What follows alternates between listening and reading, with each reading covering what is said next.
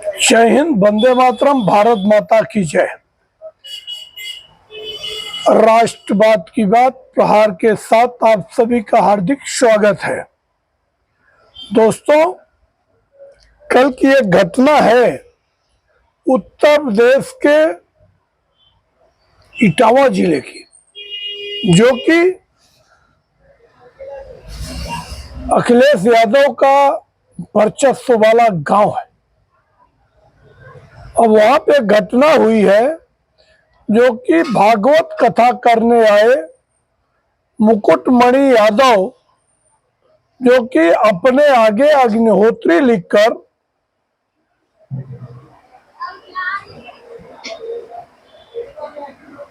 भागवत कथा कह रहे थे और कल उन्होंने विधिवत कलश स्थापना की। पर आज इसी बीच किसी ने उनकी जाति पूछ ली। अब जात क्या पूछी, बवाल हो गया। उन्होंने अपना जाति मुकुटमणि यादव बताया। फिर देखो, एक तरफ अपने देश में जाति के नाम पर, खासतौर से 2-3 स्टेट में जो पिछड़ापन रह गया, वो जातियों के नाम पे बंटवारे पर ही हो गया।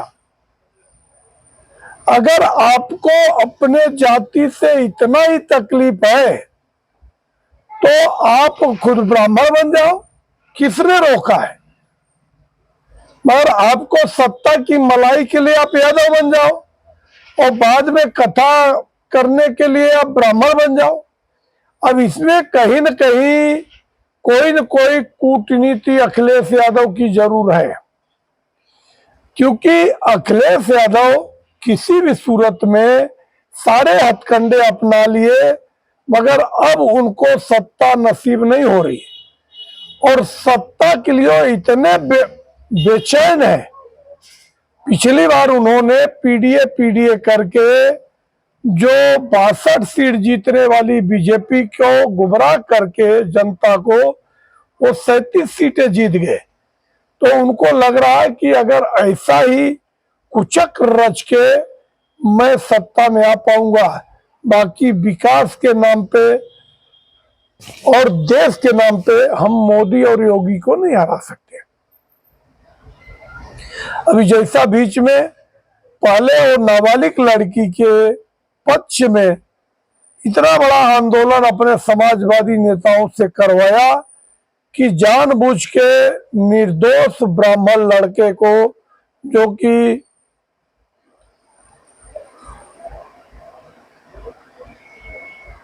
उसके पिताजी आत्महत्या कर लिए। बाद में अखिलेश यादव के जितने चट्टे बट्टे हैं वो उस ब्राह्मण के पक्ष में जाकर माहौल बनाते हैं और उस पाल बिरादरी के खिलाफ आवाज बुलंद करते हैं।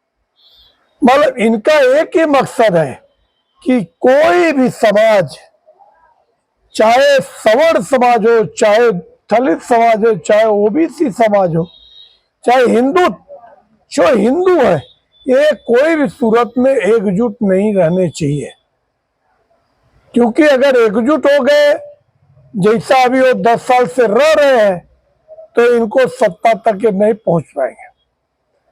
अब जैसे ही मुकुटमणि यादव की घटना होती है, ठीक है, वहां पे कुछ कट्टरपंथियों ने उनका बाल काटा और उनसे नाक रगड़ के माफी मंगवाई। इस बात का मैं भी कड़े शब्दों में विरोध करता। संविधान सबको आजादी देता है, मगर कानून अपना काम करता। अगर वो जाति बदल के लोगों की भावना आहत करने के लिए अगर वो कथा कर रहे हैं, तो उनके ऊपर कानूनी कार्रवाई होनी चाहिए थी कि ये ब्राह्मण समाज के खिलाफ है। मगर उनके साथ ज्यादती करना, उनकी चोटी काट देना या फिर उनका नाक रगड़वाना, इसके में बिल्कुल पक्षधर नहीं हो। Of course I am a Brahmin, but as a ब्राह्मण क्या होना चाहिए कि उनको भी राइट है, उनके कथा कर देने से ब्राह्मणों का कथा बंद नहीं हो जाएगा। और जैसे ही ये घटना हुई, अखिलेश यादव बकायदा प्रेस कॉन्फ्रेंस करते हैं और कहते हैं कि ये योगी सरकार पीडीए समाज पे अत्याचार करवा रही है।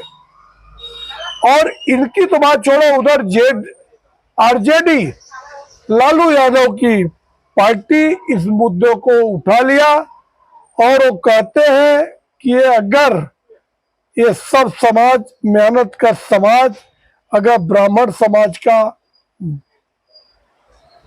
बाइकाट करेगा तो ये लोग खाने के लिए मर जाएंगे, क्यों इनसे मेहनत होती नहीं। मैं लालू को चैलेंज देता हूं कि लालू जैसे सैकड़ों लालू को हम लोग जवाब दे सकते हैं। हर कोई कथा याचन करके ही आपका जीविकोपार्जन नहीं करता है।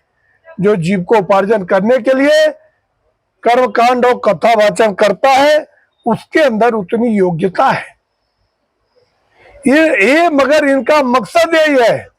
इसके पहले रामचरितमानस को फड़वाया, उसके पहले जातियों में बार बार,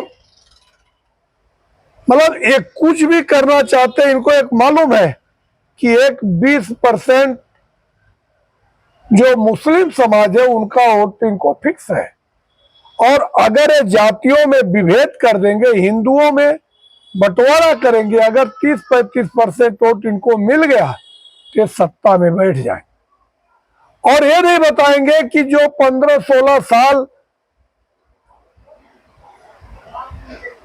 जो कि 30 साल हो गया यूपी को, 30 साल में उत्तर प्रदेश की जो हालत थी, मायावती और मुलायम दोनों बारी बारी से बने, जात के नाम पे इन्होंने क्या किया?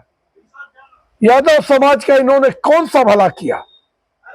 ये यक्ष प्रश्न है। और मैं कहना चाहता हूं, कानून अपना काम करेगा, जनता को इसमें गुमराह होने की जरूरत नहीं है। बाकी अभी एक मैडम से मैंने पॉडकास्ट बनाया, उन्होंने कहा कि किसी भी ग्रंथ में नहीं लिखा है कि सिर्फ ब्राह्मण ही गीता पढ़ेगा। बिल्कुल ऑफ कोर्स मैं इसका समर्थन करता हूं। और अगर मुकुटमणि यादव ने कथा वाचन किया तो ये स्वागत योग्य कदम था। उल्टा पढ़ लिख के हर समाज आगे बढ़े, समाज में से कुरीति खत्म हो, कोई किसी का हक न मारे। मैं कहता हूं साथ ही योग्यता के आधार पे देश में लोगों को रोजगार और नौकरी मिले, इसकी भी चर्चा होनी चाहिए। अगर आप लोगों को हमारा विश्लेषण अच्छा लगे तो आप हमारे चैनल को सब्सक्राइब करें और अपने लोगों तक शेयर करें। जय हिंद, वंदे मातरम, भारत माता की जय।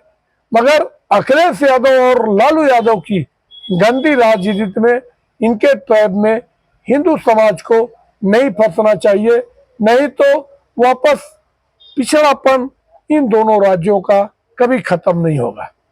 धन्यवाद।